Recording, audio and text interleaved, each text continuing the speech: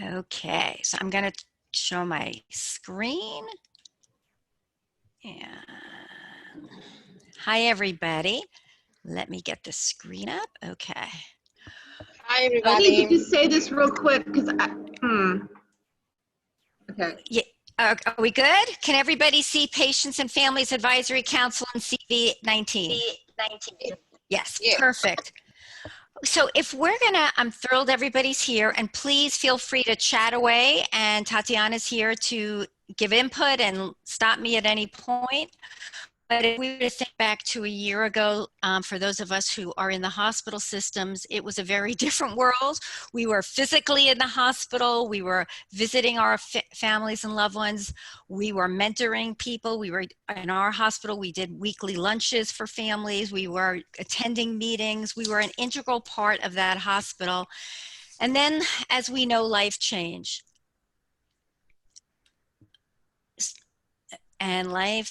So I just want to, everyone's from different worlds, so I just wanted to share that patient and family centered care is a term that means from womb to tomb, and family centered care typically refers to children, and these are the tenants. And in the children's hospital world, family advisory councils and youth advisory councils have been pretty much in the forefront since the early 90s, and it is also in the adult hospital world since the Institute of Medicine came out with landmark reports saying that we need this family-centered care service delivery system across all systems for safe patient care.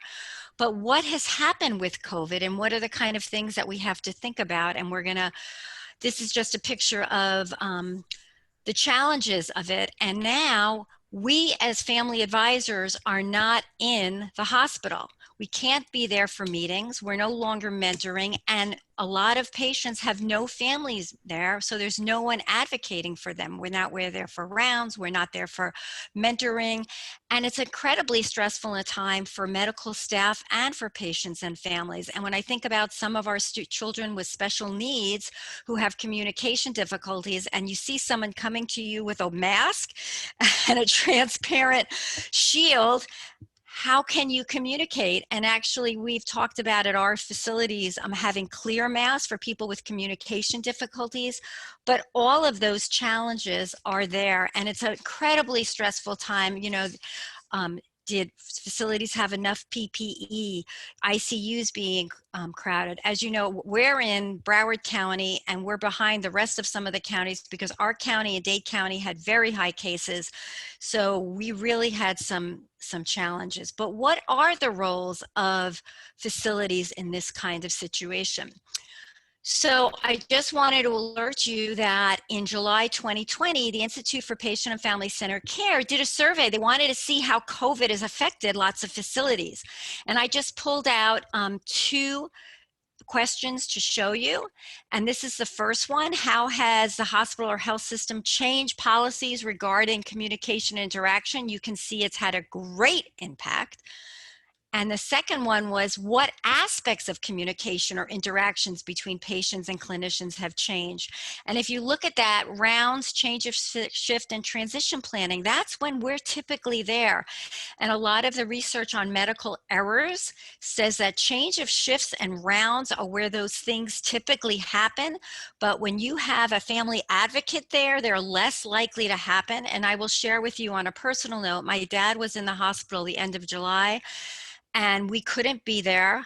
They gave him an overdose of some medicine for hypertension, which left him dehydrated. If we would have been there, that wouldn't have happened. You know, they did the best they could, but having, as we all know, having a family advocate there is essential. So COVID has drastically impacted families' presence, safety, and it's just something to really consider.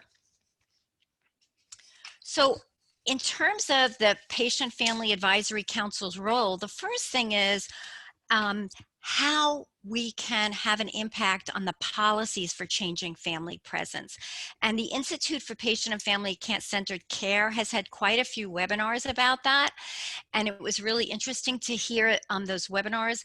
The facilities that had paid family advisors in their setting were already set up to include them in those discussions. So they were at the forefront helping making those decisions. And they said that language we use is critically important, and being transparent and explaining to patients and families their rationale for changing the policies, and being really intentional in the communication you're doing, websites and social media and print, um, updating the community.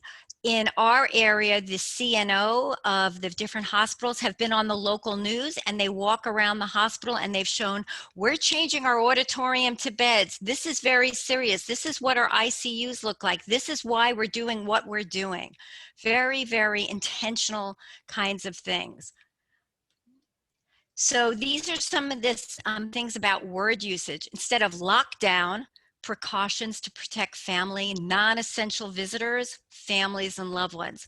I just wanted to call your attention. This website here has you can send them stuff, and they will give you in every language how you can change the messages. They have all different languages, and I'll show it to you later. But you can see from that sign that that's not a very friendly sign. The essentials of really being very intentional and careful on how we portray these very important messages to the community. So I just wanted you guys to chat about in the chat what's happening in your hospital. And as we're going through that, I'll tell you what happened at Joe DiMaggio in our hospital. So in Joe DiMaggio, we meet typically once a month on a Monday night. And the minute that March 12th or in mid-March, we canceled our meeting, and then we decided to go virtual. So we have been meeting via Zoom. And every meeting that we have had since COVID, the CEO and the CNO of our hospitals have been attending our PFAC meetings and giving the families an update about what's going on in the hospital, how are the COVID cases, what's testing like, and what's going on in the community, and answering all our questions. So that's been incredibly showing how much they value us. And we talked as a council about what we wanted to do, and we knew that how in our area the virus was very bad, and what we wanted to do to support staff. So we decided as a council that we wanted to support them with food, because we used to bring in food. So we had food delivered, desserts delivered to every floor.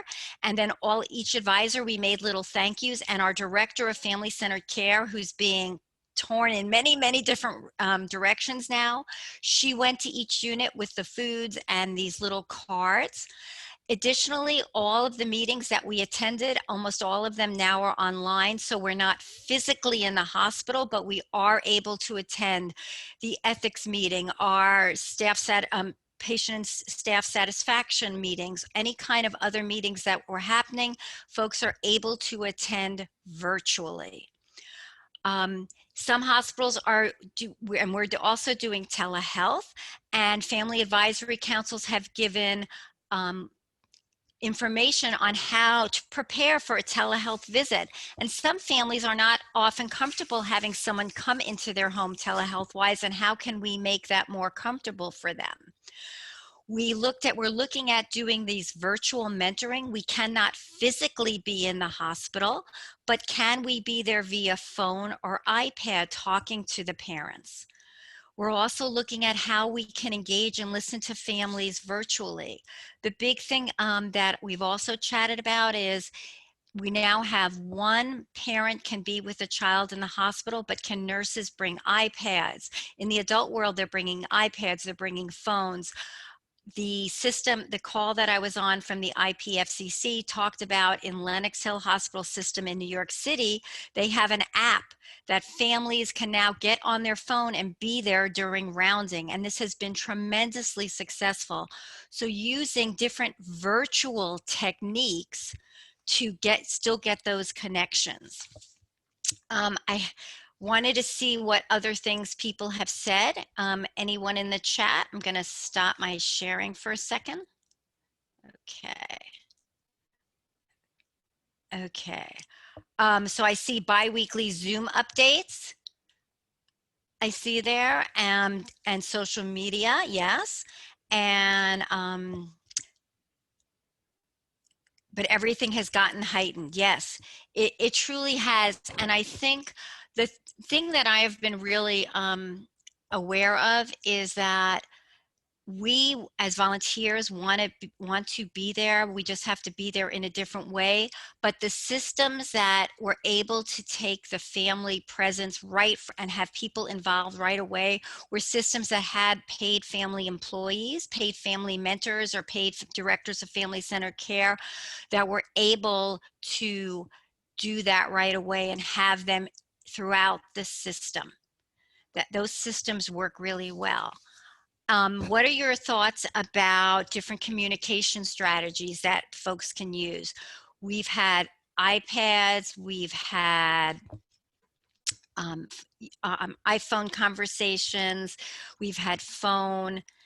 Any other thoughts that folks have used? Okay.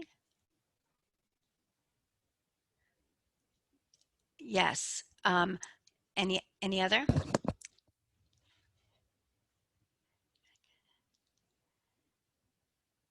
The other thing that they've done in hospitals is having one person identified in the system to be the liaison to the family. It will be the social worker who will connect who is the person that we are going to connect with. And on the whiteboard, we'll have call Mrs. So-and-so. That's the person that you call and she will get all the information. So identifying one person as a designated care partner to facilitate that team communication.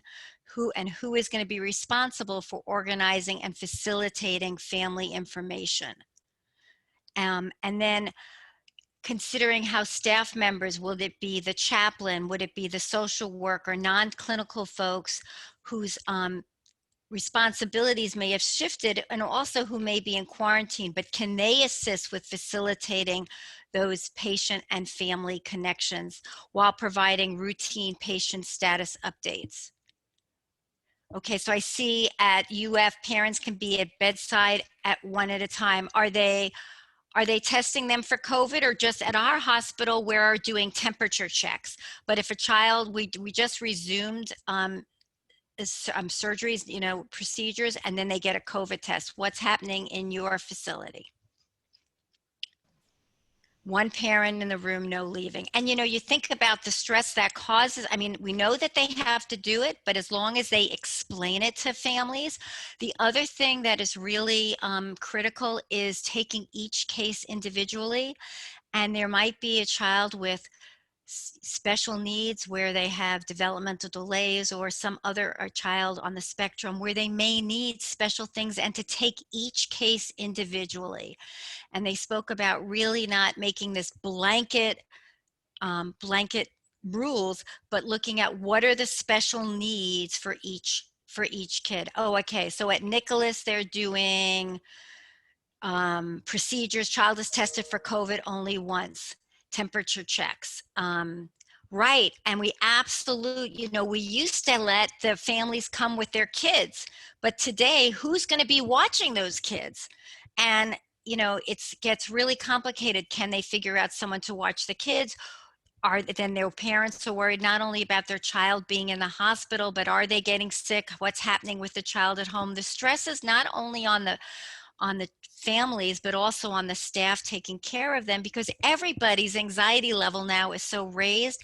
And that's why we feel as advisors, it's really critical for us to be there to help families cope through this incredibly challenging time.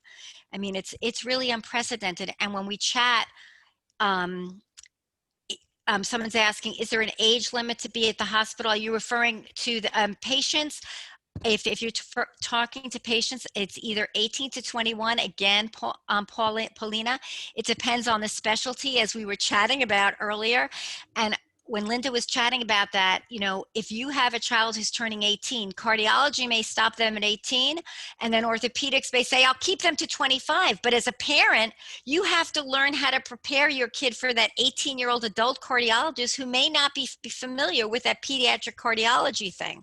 So it's all those very different challenges, and how can, you know, I think some of those answers are preparing families in advance and asking, getting them to know when you're seeing your provider, when your kid's 13 and 14, what, you know, at what age do you transition? So in your head, you know that these 3 services transition this way, these 3 services transition that way.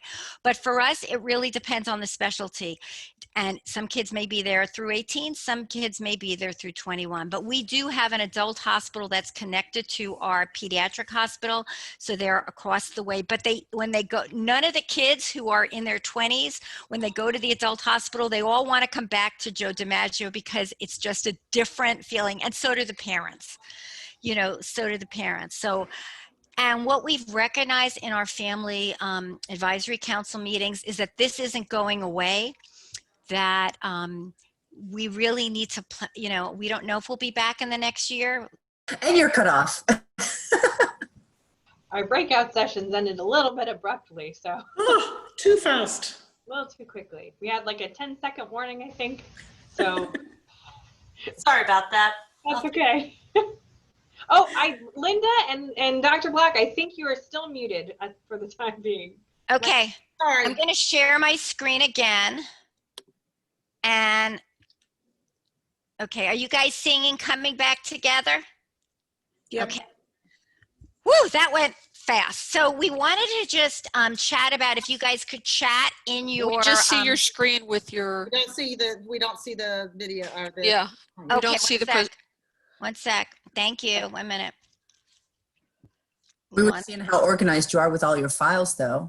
Okay, well, that's good. Let's see if you see it now. Are you seeing it now? It's start. Yeah. Yes. There we Coming go. back together. Yes? Okay. Thank you, guys. It's wonderful to have such help. So we wanted you guys in the chat to just talk about the take-home messages you got from the youth group with Linda and from the PFAC and the edge of COVID from me. But some things that we really wanted to chat about first is, and just put on everybody's radar, is that we want to increase the youth, and I'm going bottom up actually, but increase youth involvement in the FFLN. They're the future. We want them to be self-advocates, and how can we do that? And then we know that, you know, advisory councils are the end external users. Their patients and families are in the hospital. They're the, you know, why we're doing this care. So why can't we have advisory councils for all organizations, not just hospitals? And those of you who are in different community organizations, is there an opportunity to do that? The other thing that I'm going to share with you a little bit more, but just so you know, there is one state out of 50 that has a law since 2008, Massachusetts, that says every hospital in the state must have a PFAC. And I'll be sharing about that in a minute. And also we thought about, you know, do we want to form a coalition with disability and advocacy groups to have some sort of advisory council for our legislature in Florida for health and education decisions regarding youth and children with special needs? You know, what would that look like? Is that something we want to do? Other places have done that. And what other things have been pulled up in the chat? So I just want to share a little bit about this, and we gave you some resources. So this law came into effect in 2008. And these are all the wonderful things that's happened. But because of this law, the bolded, they have a PFAC advisory board in 2014. So that they have 20 representatives from PFACs across the state. And when I look at all the things they've done, you think about how they've increased the health literacy of those families and patients from these opportunities. And it's a coalition, a statewide effort to get everybody together and to improve and work towards best practice. And I just think that's really incredibly exciting. And is that something we'd want to do? I don't know. just a thought. So these are just links to the Massachusetts thing, and I'm going to show them in a minute. Let's see if I can show them easily here. 1 second. I'm going to shut this down.